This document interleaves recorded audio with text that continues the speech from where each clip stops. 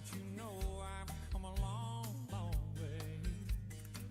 I've been longing to see her. When she's around, she takes my blues away. Sweet Maria, the sunlight surely hurts my eyes. I'm a lonely dreamer on a highway in the sky. Maria, I love you, girl. Maria, I love you,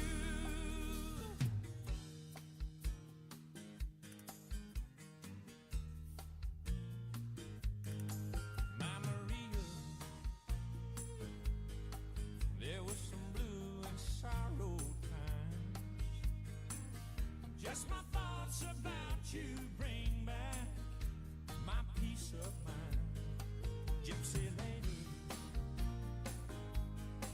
you're a miracle work for me. You set my soul free like a ship sailing on the sea. She is the sunlight when the skies are gray. She treats me so right, lady. Take me away. My Maria, I love you, girl.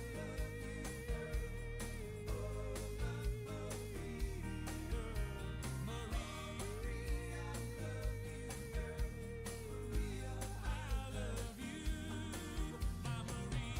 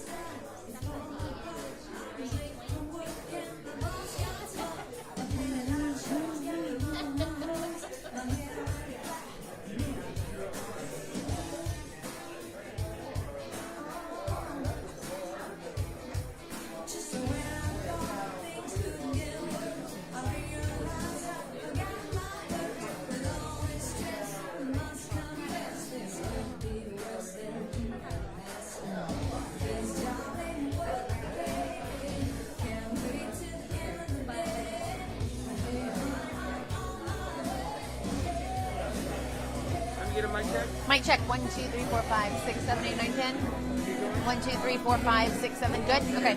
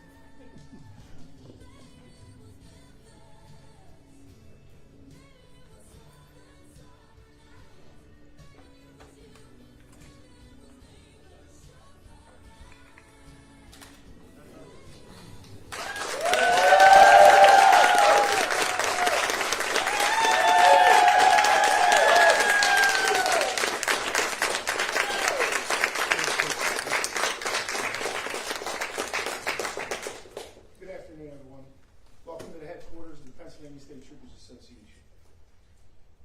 I'm President David Kennedy of the Pennsylvania State Troopers Association. On behalf of all of our members, welcome. Our endorsed candidate for the United States Senate is Dr. Mehmet Oz. Also like to welcome former South Carolina Governor and UN Ambassador Nikki Haley.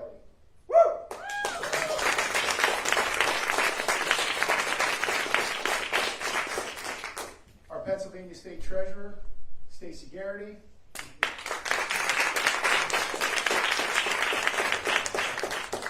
Pennsylvania State Senator Mike Regan.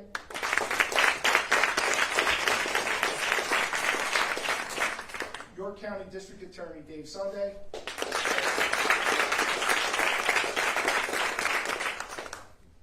Our Fraternal Order of Police State President Joseph Regan.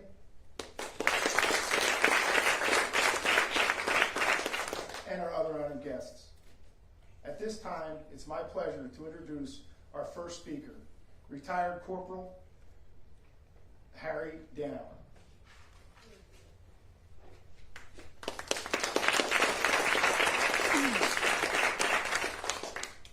Good afternoon. My name is Harry Danehoff. I'm a proud retired member of the Pennsylvania State Police. I have the honor to serve the members of the Pennsylvania State Troopers Association.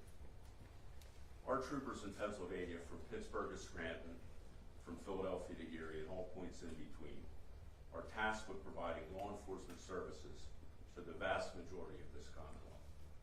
They do so with a high degree of professionalism and expertise. The citizens of Pennsylvania have come to expect this level of service from the first and finest state police department in the country. Our troopers, nearly 4,500 in number, across Pennsylvania, depend on the state legislature and federal government to provide them with the funding and tools so that their mission may be accomplished. Training, education, and equipment are necessary for a modern, proactive law enforcement agency. We look to our partners both here in Pennsylvania as well as in Washington, D.C. to accomplish this task. Dr. Mehmet Oz is our endorsed candidate for the United States Senate from Pennsylvania.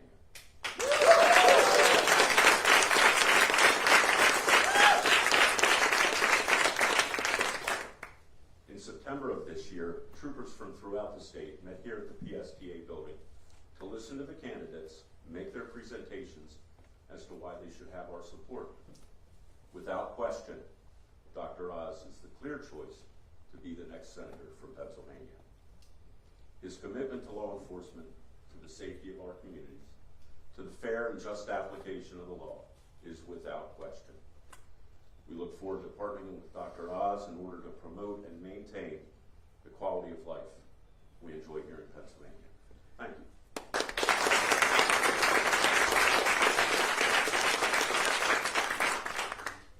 Good afternoon. My name is Joe Regan, President of the Fraternal Order of Police at the Pennsylvania State Lodge. Thank you, Ambassador Haley, Dr. Oz, our elected officials, for inviting the Pennsylvania Fraternal Order of Police to participate in this event. The challenges facing Pennsylvania's law enforcement community seem to grow every day. I hear from our members about the rise in crime, not just in our largest cities, but across the Commonwealth and our former steel and coal towns. Pennsylvania has the highest crime rate of any state in the Mid-Atlantic. That includes places like Steelton, here in Dauphin County, and Pottstown, Montgomery County, that are 92% above the national violent crime rate average. Having this increase in violence in our fine state is not a statistic we should be proud of. Those numbers are one of the many reasons why we stand with our Pennsylvania legislators and their efforts to impeach Philadelphia District Attorney Larry Krasner. Time has run out.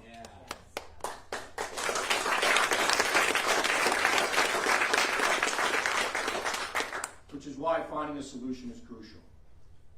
The solution starts with people like Dr. Oz, who is committed to passing legislation aimed at providing law enforcement the right amount of support, resources, staff, and training to help protect and serve the communities we love.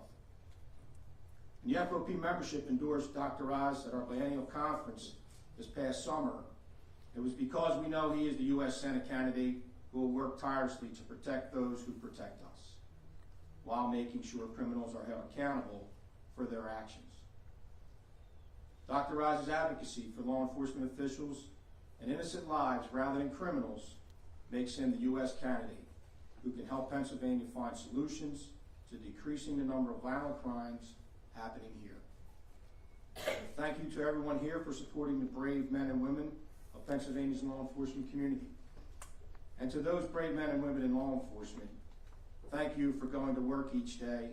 Your dedication and commitment does not go unnoticed. Thank you.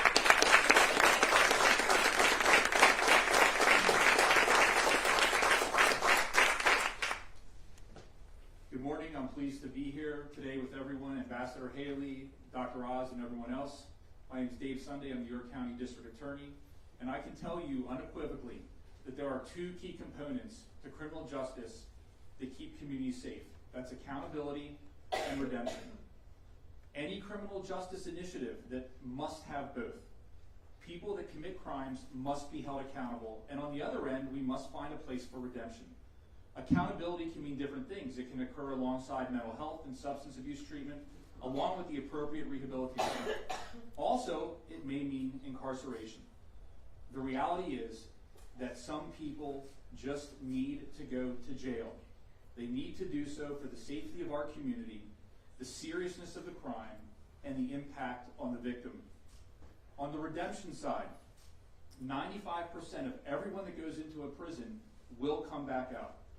They deserve the opportunity for successful reentry, resulting in gainful employment, thus reducing the likelihood of reincarceration and decreasing crime.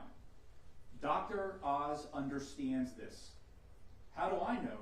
Because of the tremendous amount of time that he has taken to meet with police, with clergy, with prosecutors, and with so many others, asking us, what is it that we need to do our jobs? He knows that there's no one-size-fits-all approach to criminal justice. He supports proven criminal justice policies of accountability and redemption, along with the strategy of maximum engagement that we in York County and so many other prosecutors throughout this Commonwealth embrace.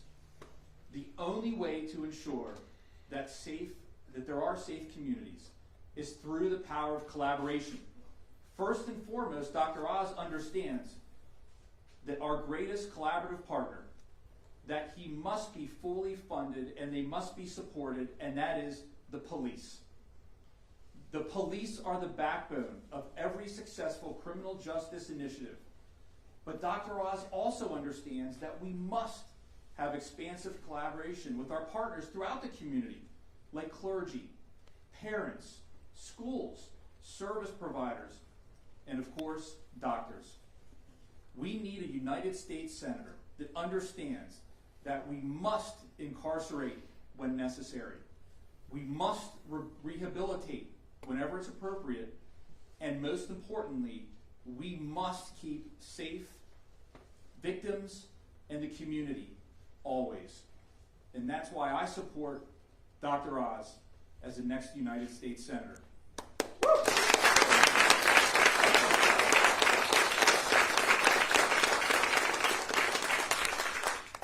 Good afternoon, everyone. I'm State Senator Mike Regan. I'm going to talk to you a little bit about my former life. I spent nearly a quarter century as a U.S. Marshal. And during that time, I learned a very simple formula. And that was, if you took the armed career criminal, the violent criminal, the recidivists off the streets, neighborhoods were safer and crime rates went down. John Fetterman's plan to release those very individuals from prison out into our communities is nothing short of insane. Look, in this race, it's a pretty simple choice, right? On one side, we have Dr. Oz, who is pro-law enforcement, pro making sure the law and order is held up, right? On the other side, we have Fetterman, and we have murder, we have mayhem, and we have lawlessness. The choice is very, very simple, and it's essential to our safety, to our children's safety. Dr. Oz is the only choice. I support and endorse Dr. Oz for your sake.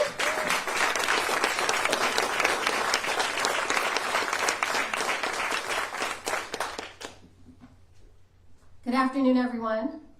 My name is Stacy Garrity, and I'm your treasurer. But in my past life, I was a colonel in the United States Army Reserves, an acting battalion commander, and an internment facility in Iraq with 7,000 detainees. So I guess I should tell you straight off, they weren't granted bail and told to come back later. If you're on the field of battle, you don't catch the people trying to kill you and then turn them loose. It's not late season fly fishing, it's life and death. Now, don't get me wrong, I'm not comparing our state and its biggest city to the battlefield, because armies have rules. But what's going on right now with this impulse to go soft on crime has let loose people who follow no rules, respect no boundaries, and keep no promises. That's why we have prisons, because bad people need to be kept away from the rest of us. And as a woman, I know this in ways that just maybe our lieutenant governor does not. So John Fetterman heads the Board of Pardons and Parole. He has voted repeatedly to release criminals who just don't belong back on the street. He's following liberal policies that date back to the 70s. And if you remember the 70s, crime was rampant. Philadelphia was a mess. Cities were unsafe. The New York had a stretch of Manhattan they called the DMZ.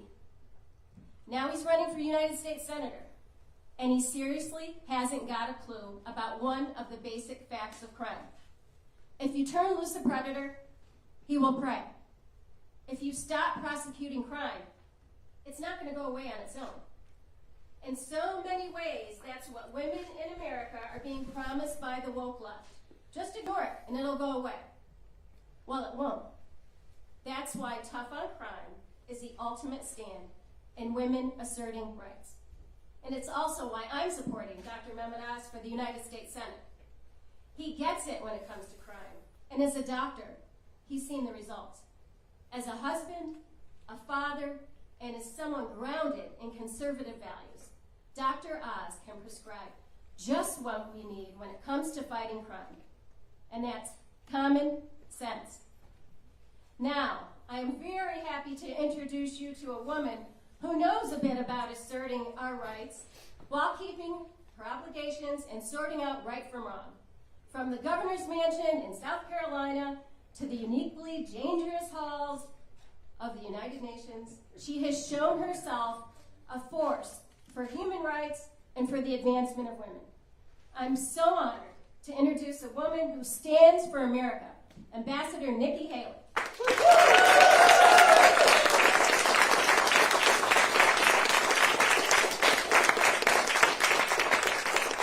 Thank you, Stacy, for being the rock star that you are, and it is great to be with all of these wonderful people behind me.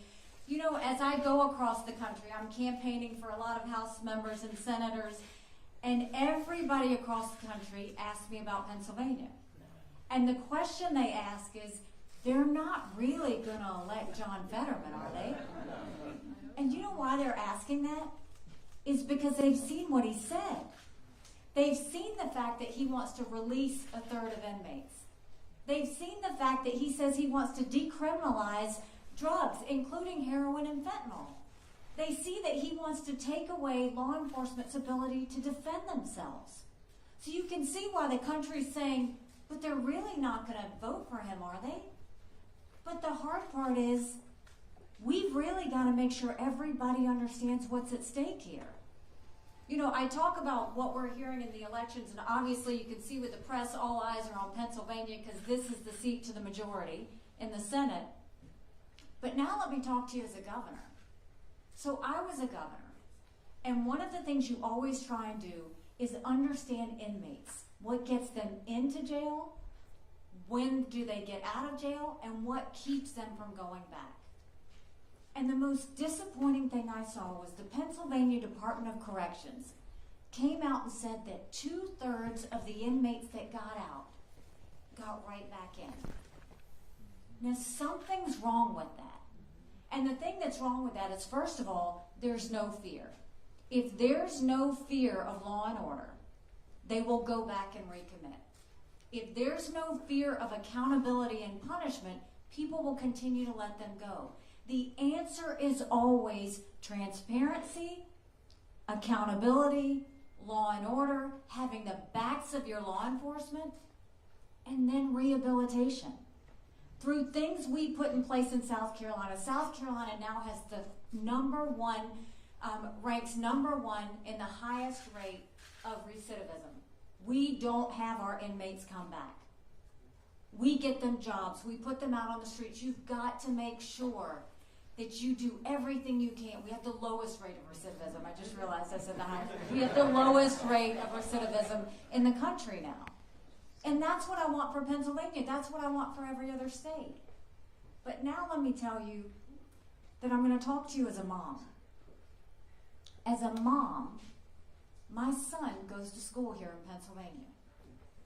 As a mom, I never thought that I would have to say an extra prayer for his safety. As a mom, I'm constantly telling him when he leaves campus, be careful and watch your back. I feel for the moms in Pennsylvania. I feel for the parents in Pennsylvania. You shouldn't have to worry whether your child rides their bike down the street. You shouldn't have to worry if you're going to get carjacked going to a restaurant. But that's what's happening in Pennsylvania. And you have a chance to make this better. We've got to right a wrong. And I'll tell you what we need is sanity again in Pennsylvania and across this country. We need strength again in Pennsylvania and across this country. And it starts in November. It starts with the elections, and it starts with Pennsylvania. So you have a great opportunity to bring back safety, to bring back law and order, to reduce drugs, to reduce crime, but more importantly, to do the number one job government's always supposed to do, which is protect the citizens. And I am very proud and excited for the people of Pennsylvania, because that will start the day you elect the next Senator of Pennsylvania, Dr. Oz.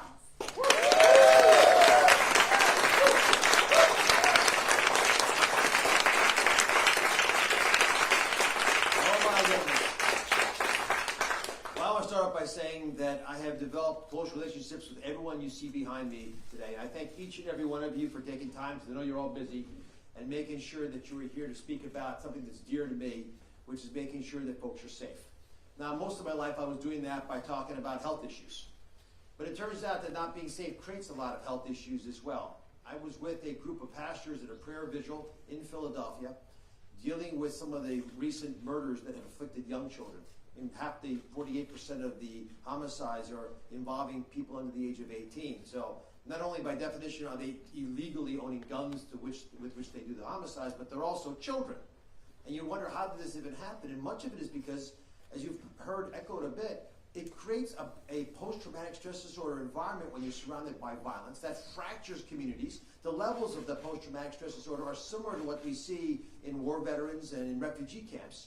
But when society is fractured, and there's violence, it breaks even further, but there's nothing to heal the community because everything's broken apart, which is one of the reasons we have a transformative moment in Pennsylvania history. We have to stop now the increasing homicide and violence rates, not just in Philadelphia, but across the Commonwealth. I was at the Steelers game last week at a tailgate. Less than 3 blocks away, a few hours earlier, 3 men were murdered, 2 of them innocent bystanders. In Philadelphia, almost every day I wake up and open the paper and wonder, how many people did we lose? Not did we lose anybody, but how many did we lose? Now, last night's debate focused on my desire to bring balance to Washington, a desire to bring together left and right on issues that are bipartisan in their very nature and allow us to solve problems that I'm asked about every single day on the campaign trail. No one ever asks me how I'm going to beat up the other side. That's not a question that comes up. What does come up is stop bickering and deal with the crises, which is basically letting these people behind me do their jobs, which we've somehow lost our path for. So when the Pennsylvania State Troopers, and God bless them for hosting us here, and the Fraternal Order of Police, and law enforcement leaders all here are supporting me, it's because I've spoken to them and I understand their issues. The most important thing as a doctor we do is to listen. And I've heard them say over and over again, they don't feel supported. They don't feel funded. We're losing people. In Philadelphia, I'll give numbers, 45% increase in early retirement, a dramatic increase in folks just leave the force, and they can't recruit any young people. I was in Erie, And there was we were doing a big town hall, and a roughly 50-year-old woman was very emotional, and she put her hand up. I called on her, and she said, I'm very upset about my son. He's in law enforcement. And I said, what happened? She said, well, I'm not worried about his safety. I could be, but I already knew that was part of the equation when he wanted to be an officer. But what I didn't realize is that people would not respect him for risking his life. That just sucked her soul out. And I hear that from the brave souls behind me, but I hear it on the streets when I'm walking and talking to police wherever I go. A sense that there's no point doing this if what I'm doing isn't helping society. Why would I risk it? If I'm going to apprehend someone doing something wrong and they're released hours later, if no one's going to actually prosecute a crime that clearly happened, what's the point? If I'm blamed anytime there's an altercation that doesn't go smoothly, why would I risk it? It's a recurrent theme over and over again. Last night I pushed on a couple topics. Let me just touch on the two critical ones for this gathering. The first is the border and fentanyl. Pennsylvania is number 3 in the country now in fentanyl deaths. There's not a single event I go to where I ask for a show of hands and don't see 1 or 2 people say that their families have been personally affected by fentanyl. There was a woman just recently, I was in Philadelphia doing an event on Saturday, who said that her daughter had Lyme, chronic Lyme disease, and had ordered an over-the-counter, or I should say street version of a pain medication. And it was delivered to the mailbox. Social media was the mechanism by which she ordered it. The child took this. She was in her 20s. Her mother found her blue and dead several hours later. It had been laced with fentanyl. An African-American preacher in the city of Philadelphia told me that it's easier for his parishioners to find fentanyl than baby formula. I asked around. Everyone agreed with him. Now, yes, they cut the fentanyl with baby formula, but also there's just no baby formula there. We've created an impoverished region where it's much easier to go down to the corner, from this church, by the way, and find fentanyl affordable, easy, and simply acquired because we are funding the salesmen, the cartels, who are running human trafficking operations across a porous border, which we're allowing, and by allowing their profits to be reinvested from human trafficking to buying fentanyl from China, we're now actively embracing a supplier of a toxic substance. We confiscated enough fentanyl last month to kill every person in America. And the state troopers just told me they confiscated last quarter 7 times more fentanyl than they did in 2020. 7 times increase. All of it because we're aiding and abetting inadvertently cartels, which are really terrorist organizations bringing narcotics here. Now, all while this is happening, my opponent, John Fetterman, has argued that we should decriminalize all drugs and create heroin injection sites. I went to a heroin injection site in Philadelphia, did an event there to point out that no one wants it in their backyard because it brings crime, and giving people the ability to take heroin long term is not a survival strategy. You're not going to do well taking heroin long term. So these ideas don't make sense, in my opinion. But let's move from my opinion to proof. When Oregon passed Measure 110 2 years ago, John Fetterman tweeted out strong support for it. Let's look at what happened. In Oregon, there was a 40% increase over the last year and a half in deaths from drug overdose, mostly fentanyl, 40%. Now you think that's bad, but let me just stun you with something more important. 50% increase in homicide rates. I'll say it again. You legalize drugs, all drugs, including narcotics, you have a 50% increase in homicide rates, at least in Oregon. Now why is that? Because you don't let police do their work. They can't confiscate the drug. They can't arrest people for having narcotics. And so those people tend to do other bad things. Or they start fighting with each other on the turf wars. They end up with increased homicides with innocent civilians caught in the middle. We can do better. Second big theme today, besides the drug overdose problems that we're allowing and with the associated crime, is the actual crime itself. And I have been harsh on this topic because I'm speaking for many who can't speak for themselves. Many folks inside, certainly the big cities, tell me they feel like they're part of a social experiment where people, and this is their words, white woke people make rules and they're stuck with the problem. And if you look at it objectively, it doesn't seem too far from the truth. Again, it's not done on purpose, but the result is unsafe communities because we're doing an experiment and we're not willing to look harshly at that data, at what's really happening. If you take policies that don't work and you don't course correct them, everyone suffers. As a doctor, if I prescribe you a pill for a problem and it doesn't get better, I need to change what I'm doing. I can't blame you. And that's why I'm calling for a more thoughtful approach to law enforcement. Now, John Fetterman, when he says he wants to release 1/3 of all prisoners, it wouldn't make anyone less safe, that's an experiment. That hasn't been tried before. I'd rather not do it all at once, and certainly right now is not a good time with the middle of the crime spree we're in. The violence rates through the roof, and carjacking. We just had our 1,000th carjacking last month. 1,000 carjackings, because people get away with it. And they go on to do other bad crimes after they do get away with it. But even more concerning to me is this obsession with releasing murderers who are being convicted by a jury of peers, sentenced to life in prison, and John Fetterman thinks he knows better. Dozens of times he's voted to release these inmates. Several dozen times he was voting against the other parole board members. In almost all cases, voting against the desires of the family. Maureen Faulkner joined me last night at the debate backstage and was sharing the story of Danny, her husband, a Philadelphia police officer who was brutally gunned down. She doesn't want the murderers released, yet people like Maureen are suffering continually every day, not being consulted about what these decisions are going to mean in their communities. And just this past week, you may have seen the headlines around it, the so-called Conviction Integrity Unit. When the Conviction Integrity Unit sounds like an Orwellian term, it was something that was created by Krasner, who's in a little bit of trouble right now, I'm seeing on television as I walked in here, with articles of impeachment I think, being dropped. But this Conviction Integrity Unit had freed a murderer. His name I wrote down, Jameer Harris. Now, in 2012, Jameer Harris walked up to a man with his 5-year-old son in the back seat, shot him in the head, and walked away. They caught him. He was convicted. He went to jail. This Conviction Integrity Unit goes back and reevaluates whether the prosecution did a good job. They decided they were going to drop the charges. The judge did not want to drop the charges. The family knows he killed their loved one. No one thought this guy was innocent, from what I can tell. I only know what you all are reading. Yet this man went free in March. And he was free until Saturday. Because in September, he murdered another man. Very similar approach. Walked up to him, cased him out, walked back. 2 people came with him. They shot the man to death. And he was on the run. And he finally was apprehended. But interestingly, John Fetterman, all this time, has been advocating for the Conviction Integrity Unit. I'm going to quote him because this week he did an interview, just this week, saying that it was a groundbreaking approach. It was a beacon for the future. It should be, quote unquote, mandatory in all 67 counties. And because it's not, he decided to turn the parole board into the equivalent of the Conviction Integrity Unit. An approach that seems to give more credibility and seems to care more about the criminals than it does about the innocent, the people who are hurt in these endeavors. Now, when I read this in the different outlined documents that I'm given every single day, I look with it, and I'm incredulous that this is happening in a vacuum. I just don't get it. I don't understand why this continues over and over again.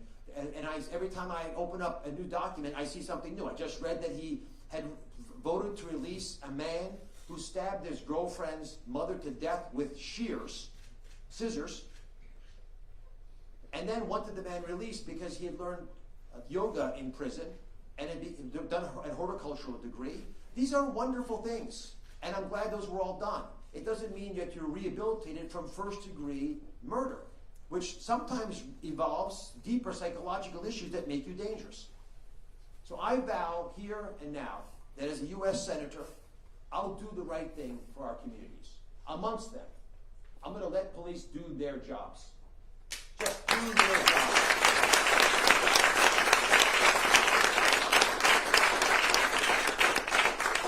I want our prosecutors to do their jobs.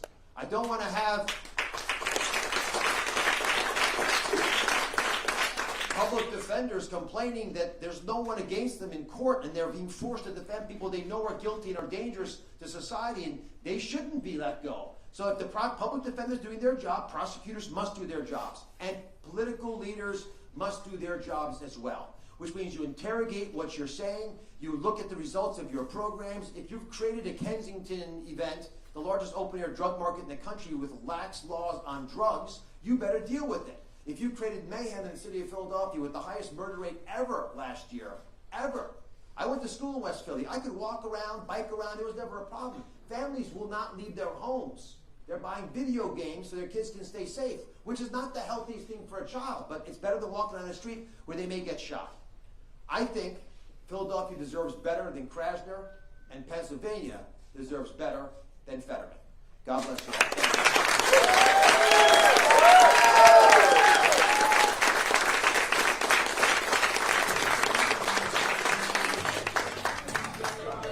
Dr. Oz, how do you you think the debate went last night? Goofy thing, but I just gotta say, hey, I'm doing alright. Dr. Oz, how was the debate? I'll make me some homemade soup. Feeling pretty good, and that's the truth. I know. Who just went home to say that? Do you know? Not me. Just doing alright. I did see it, yes. I was there.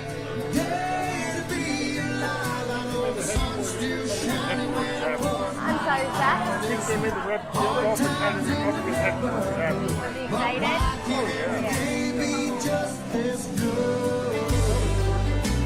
Do you live here? Yes. Beautiful. It's so pretty. I love seeing all the leaves. I live in Washington, so I got to do like a pretty drive up. Yeah, it was nice. It's been good. I'm Jessica Dean. Yes. I am, yes. I'm with CNN. Yes, sir. Yep. CNN? I am. Okay. Locally here or what? Based out of, I normally cover Capitol Hill, so whoever wins this race, I'll be covering them when they go to Capitol Hill. Yeah. You know Trey Inch? I know. I don't think so. Where is he? But he's a Fox now. But he Oh, okay.